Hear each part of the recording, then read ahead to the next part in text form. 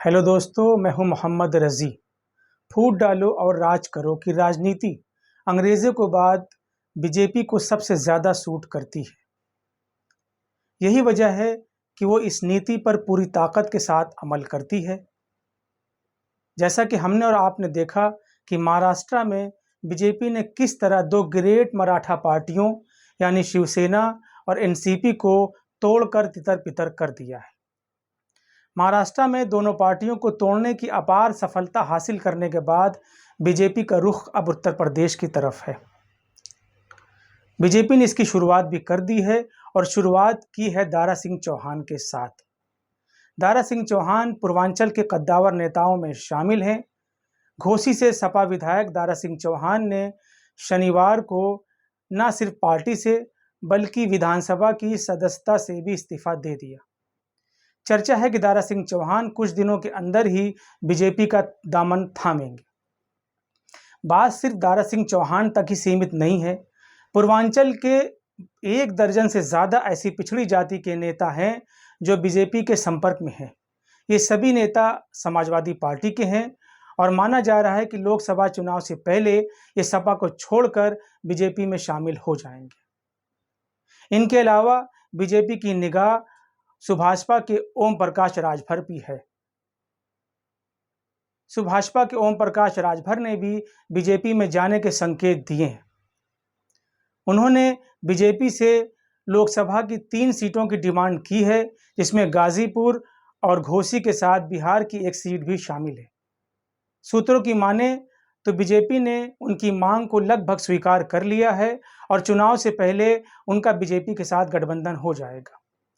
आपको बता दें कि ओम प्रकाश राजभर 2022 विधानसभा चुनाव में समाजवादी पार्टी के साथ मिलकर चुनाव लड़े थे।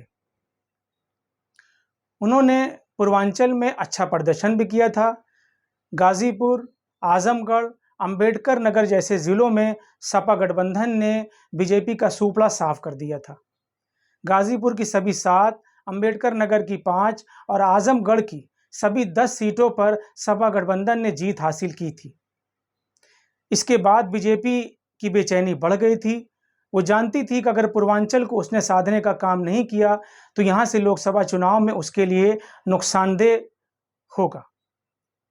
यही वजह है कि इसके बाद उसने पूर्वांचल पर निगाह किया और ओम प्रकाश राजभर के साथ दूसरी तमाम पिछड़ी जातियों को साधने की कोशिश शुरू कर दी।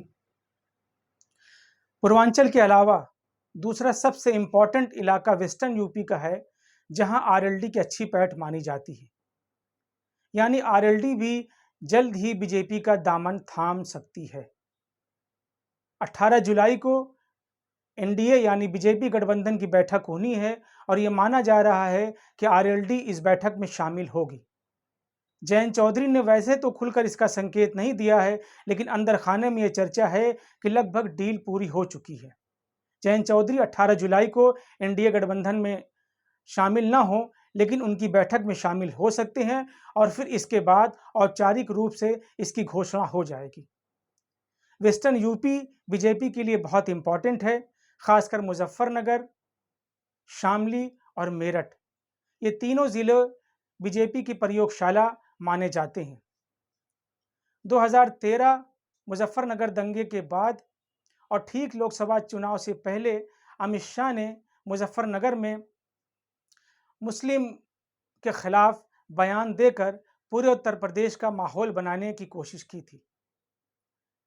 यानी ये वही इलाका था जहां से बीजेपी को सबसे ज़्यादा फायदा हुआ।